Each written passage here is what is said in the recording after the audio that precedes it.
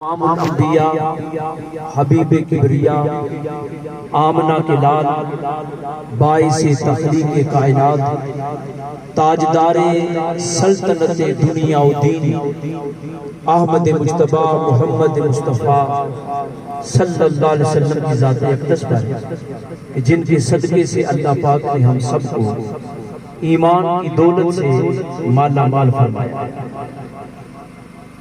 آج کی یہ نشست بابا جی سرکار کے سالانہ عرس پاک کی دوسری نشست میں ہم سب حاضر ہیں۔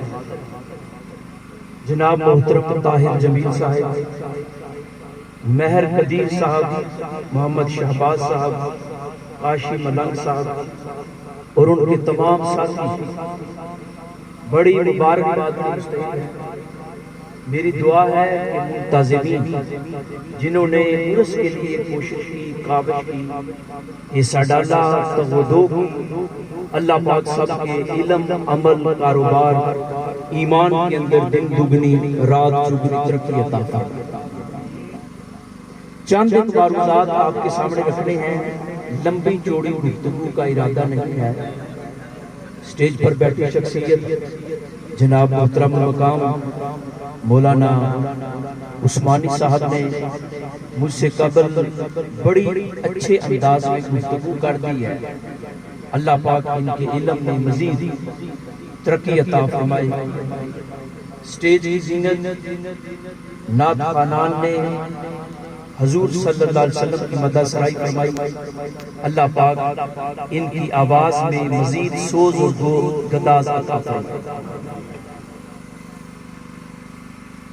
میں ان کے بعد مناسب نہیں سمجھتا کہ بڑی لمبی چوڑی گفتگو کروں، چونکہ جس طرح منتظمین نے فیصلہ کیا تھا پروگرام عصر کے بعد تھا، تو بجائے سخت گرمی کے پروگرام کو آگے لے جایا گیا۔ میں یہ سمجھتا ہوں جتنے لوگ آپ بیٹھے ہو آپ بڑے مبارکباد کے مستحق ہیں کہ ماشاءاللہ دل جمی کے ساتھ بیٹھے ہو۔ اللہ پاک ہم سب کو بابا جی سرکار کے فیض سے بہرہ بہرہ۔ میں اپنے گفتگو کا آغاز یہاں سے کرنا چاہتا ہوں کہ ہر چیز کا کوئی نہ کوئی مقصد ہوتا ہے۔ عرس کا بنیادی مقصد یہ ہے کہ جس راہ پر وہ چلے اسی راہ پر ہم چل جائیں، یہ بنیادی مقصد ہے۔ یہ جو راہ ہے، ظاہر ہے میں اگر آپ سے سوال کروں کہ آپ میں سے کون ہے جو نیک بننا چاہتا ہے، ظاہر ہے میرا خیال ہے کوئی خاموش نہیں رہے گا۔ ہر کسی کی خواہش ہوگی کہ ہم بولیے نیک بن، لیکن یہ جو راہ ہے ولایت کی، غوثیت کی، قطبیت کی، ابدالیت کی، یہ جو راہ ہے یہ کوئی بچوں کا کھیل بولو نہیں ہے۔ ان لوگوں نے جس راہ کو اختیار کیا اور اس پر کوشش کی اور کاوش کی، نعرہ رسالت، یہ ان کی کوشش کا نتیجہ ہے کہ عرصہ دراز گزر گیا لیکن آج بھی ان کا نام زندہ ہے، آج بھی ان کا ذکر بولو زندہ ہے۔ یہ جو راہ ہے اس کے کچھ اسباب ہیں، میری بات سنیے گا بڑے دھیان کے ساتھ، میں کام کی باتیں کرنا چاہتا ہوں۔ یہ دنیا جس میں ہم رہتے ہیں یہ دار الاسباب ہے۔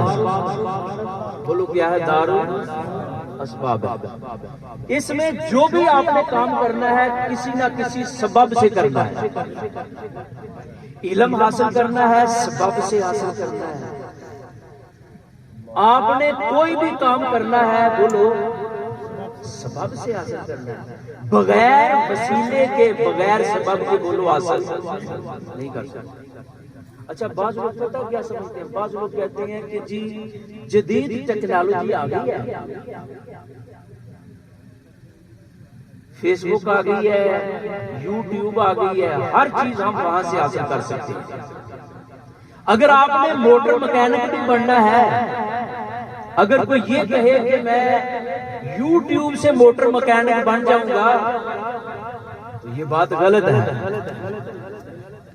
یہ بات سنیے گا کہ یوٹیوب جدید ٹیکنالوجی آپ کو علم تو دیتا ہے لیکن دین نہیں دیتا۔ معلومات بولو دیتا ہے، دین جو ہے وہ صرف اللہ کے بندوں کی صحبت سے آتا ہے۔ اللہ کے بندوں کی بولو صحبت سے آتا ہے۔ صرف دو ہی سبب ہے، ایک محبت اور ادب اور دوسرا صحبت۔ آپ شاید اس کو ویسے سمجھ گئے ہیں، لائٹ سے سمجھ گئے ہیں۔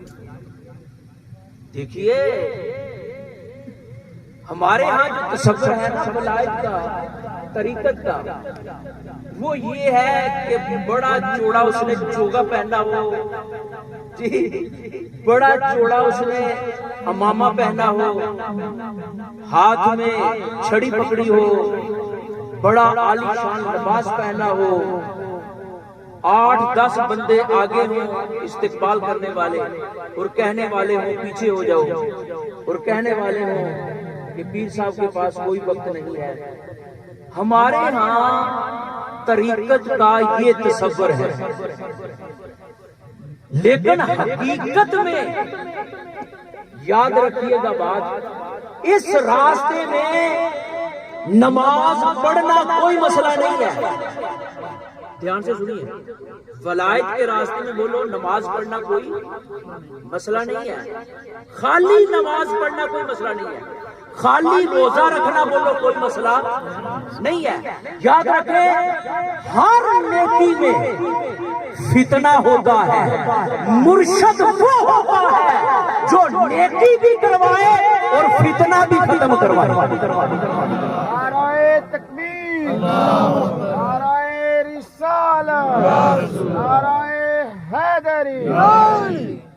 جو بولو فتنہ بولو دور۔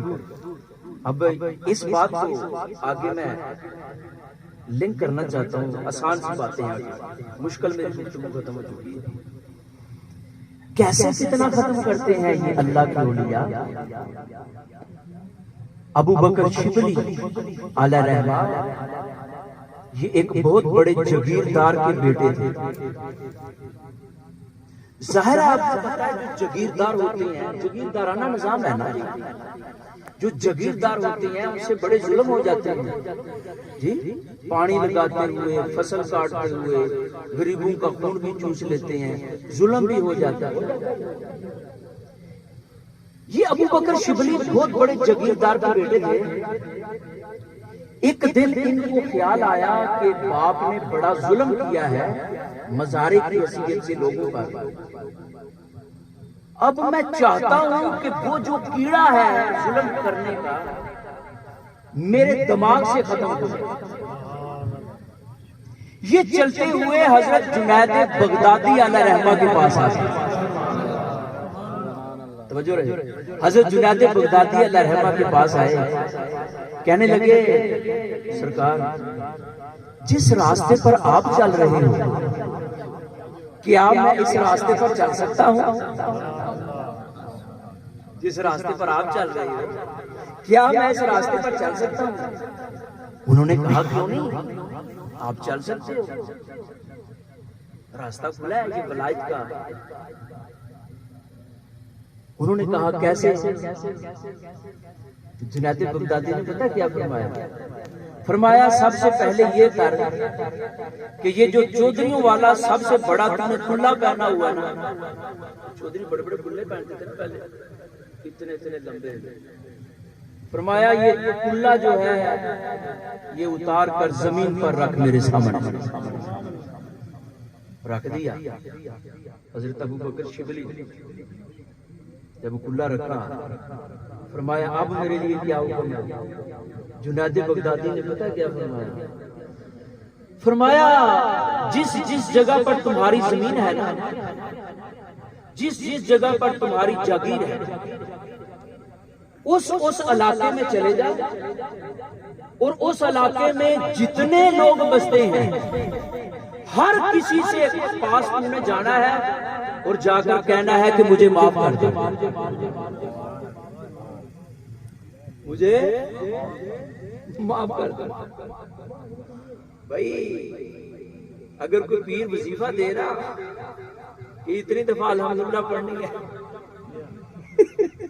اتنی دفعہ قل ہو اللہ پڑھنا ہے، 100 دفعہ، وہ پڑھنا آسان ہے، لیکن ہر کسی سے معافی مانگنا بڑا مشکل کام ہے. اور خواہش کیا تھی؟ میں ولی بنوں. فرمایا کلہ اتار، جس جس جگہ پر تمہاری جگیر ہے اس محلے میں، گاؤں میں چلے جا اور چھوٹا ملے، بڑا ملے، عورت ملے، بچہ ملے، ہر کسی کو کہنا ہے مجھے معاف کر دے. اور کہنا اور کہا کہ یہ تمہاری ڈیوٹی 10 سال کی ہے، 10 سال سے پہلے